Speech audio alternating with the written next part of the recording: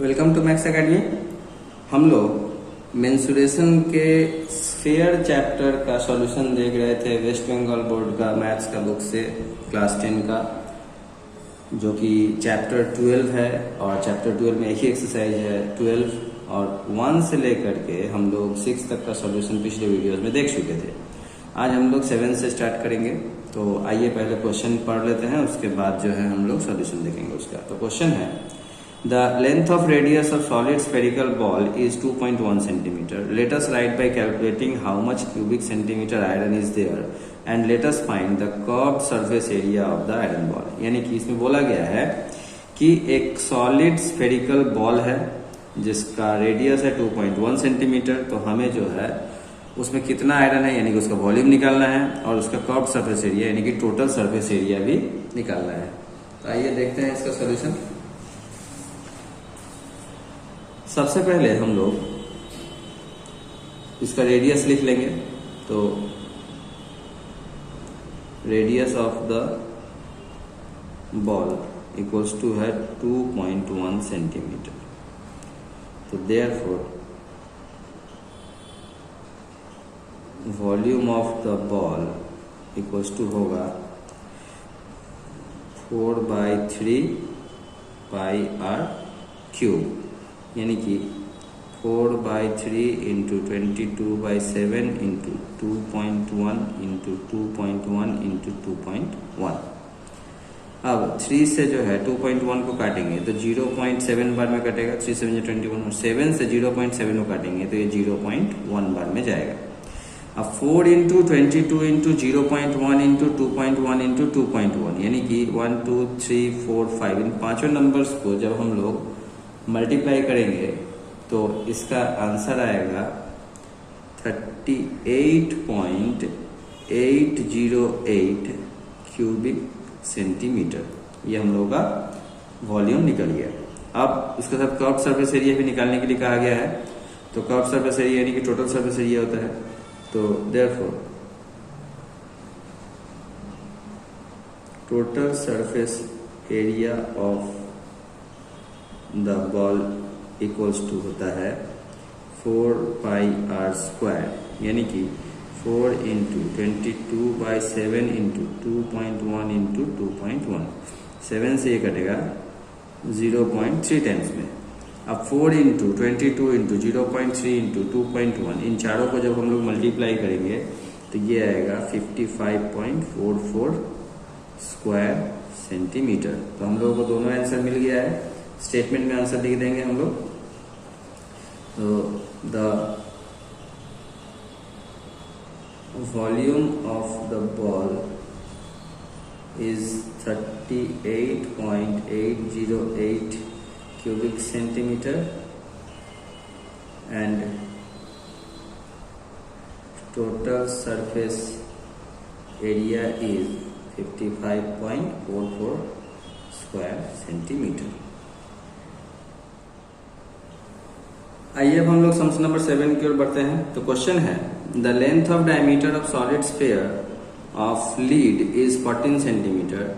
If the sphere is melted, let us write by calculating how many spheres will length of 3.5 cm radius can be made। यानी कि यहाँ पर जो है lead यानी कि शीशा का एक सॉलिड स्फीयर है जिसका डायमीटर का लेंथ दिया हुआ है 14 सेंटीमीटर। अब इस स्फीयर को पिघलाया गया है, पिघला करके उससे 3.5 सेंटीमीटर रेडियस के कितने सारे स्फीयर्स बन सकते हैं, यही हम लोगों को निकालना है। तो सबसे पहले हम लोग क्या करेंगे, डायमीटर लिख लेते हैं जो दिया हुआ है, यानी कि diameter of lead sphere equals to 14 centimetre. तो देयरफॉर रेडियस निकल जाएगा। रेडियस इक्वल्स टू हो जाएगा 14/2 यानी कि 7 सेंटीमीटर। अब इसका हम लोग वॉल्यूम निकाल लेंगे। तो देयरफॉर वॉल्यूम इक्वल्स टू होता है 4/3 पाई आर क्यूब, यानी कि 4/3 into 22/7 into 7 into 7 into 7। 7 cut गया। अब 4 इंटू 22 इंटू 7 इंटू 7 ये बच गया, तो ये मल्टीप्लाई होकर के आएगा 4312 बाई नीचे 3 बचा हुआ है 3 क्यूबिक सेंटीमीटर। अब हम लोगों को स्मॉलर जो स्फीयर है उसका रेडियस दिया हुआ है, लिख लेते हैं। तो रेडियस ऑफ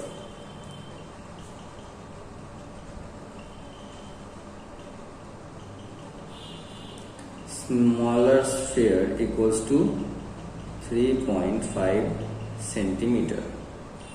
तो therefore volume equals to same formula 4/3 pi r cube, यानी कि 4/3 इंटू 22/7 इंटू 3.5 इंटू 3.5 इंटू 3.5। अब 7 से 3.5 कट जाएगा 0.5 टाइम्स में, यानी कि 4 इंटू 22 इंटू 0.5 इंटू 3.5 इंटू 3.5। जब इन पांचों को मल्टीप्लाई करेंगे तो ये आएगा 539/3 क्यूबिक सेंटीमीटर। अब हम लोगों को बोला गया है कि बड़े वाले स्फीयर को पिघला करके छोटे वाले कितने स्फीयर्स बनेंगे, यानी कि इसको इससे डिवाइड करने पर नंबर ऑफ स्फीयर्स निकल जाएगा। तो आइए देखते हैं इसका सॉल्यूशन। तो देयरफॉर नंबर ऑफ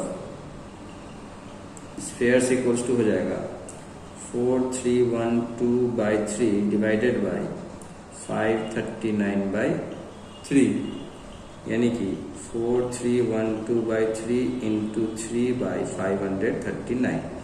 3 कट गया, 539 से 4312 कट जाएगा 8 टाइम्स में, यानी कि 8 आ गया हम लोगों का आंसर।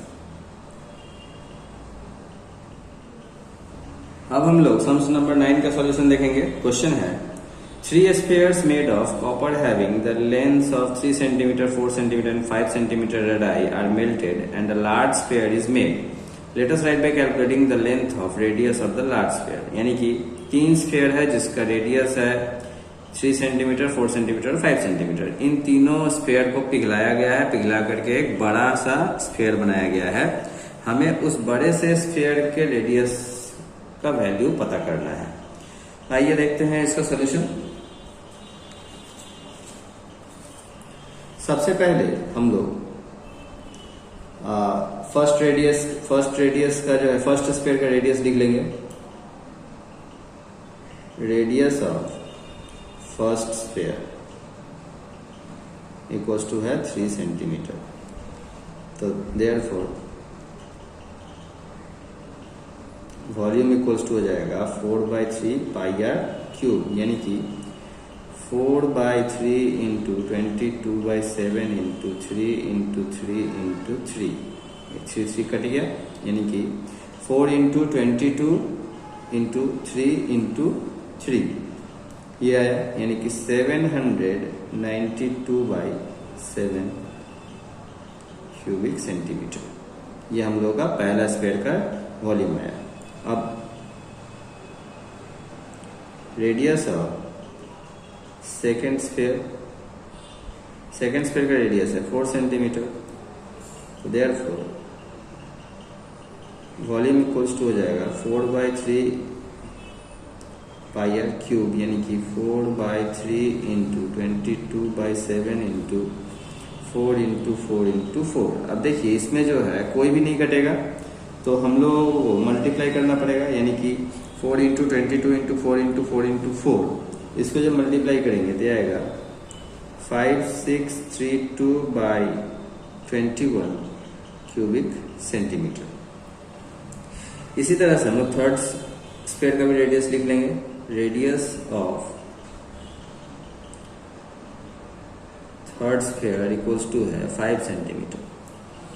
तो therefore volume equals to 4/3 pi r cube, यानी कि 4/3 इंटू 22/7 इंटू 5 इंटू 5 इंटू 5। यहाँ पर भी ऊपर नीचे कोई नहीं कटेगा, तो हम लोग को मल्टीप्लाई करना पड़ेगा। 4 इंटू 22 इंटू 5 इंटू 5 इंटू 5 होगा 11,000/7 या 21 क्यूबिक सेंटीमीटर। तो हमें जो है तीनों स्फीयर का वॉल्यूम पता चल गया। तो देयरफॉर हम लोग लिख लेंगे टोटल वॉल्यूम। तो देयरफॉर टोटल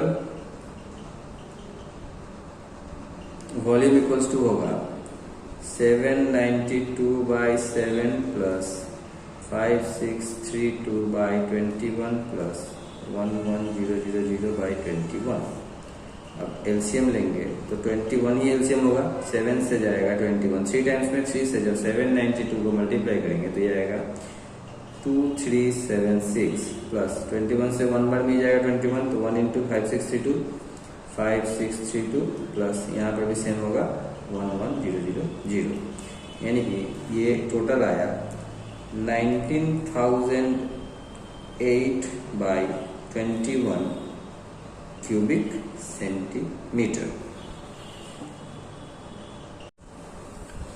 अब हम लोगों को बड़े स्फीयर का जो है वॉल्यूम निकालना है, तो लिखते हैं therefore volume of larger sphere equals to 4/3 πr cube, जो कि फॉर्मूला है। और तो यही जो है हम लोगों का लार्जर स्फीयर का वॉल्यूम है, यानी कि 19,008/21 equals to 4/3 into 22/7 into r cube, यानी कि r क्यूब इक्वल्स टू हो जाएगा 19,008/21 इंटू 3 इंटू 7/4 इंटू 22।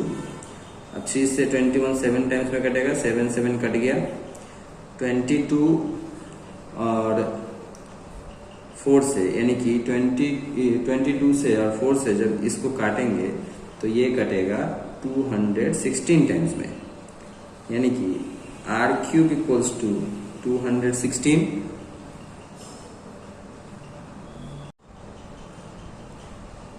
तो r इक्वल्स टू हो जाएगा 216 का क्यूब रूट। तो देयरफॉर r इक्वल्स टू हो जाएगा 216 का क्यूब रूट हो जाता है 6, यानी कि हम लोगों का जो है रेडियस निकल गया है। तो आंसर में लिख देंगे the radius of larger sphere is 6 centimetre. तो इस तरह से आज हम लोगों ने 7, 8 और 9 का सॉल्यूशन देखा। उम्मीद करता हूं कि आप लोगों को बहुत ही इजी और इंटरेस्टिंग लगा होगा सारे सम्स। आप लोग इसके बाद के जितने भी सम्स है वह खुद से कोशिश कर सकते हैं बनाने के लिए, और अगर ना बने तो मेरा आने वाला नेक्स्ट वीडियोस में जो है आप लोग इसका सॉल्यूशन जरूर देख पाएंगे। तो आज के लिए बस इतना ही, मिलते हैं अगले वीडियो में, तब तक के लिए बाय बाय।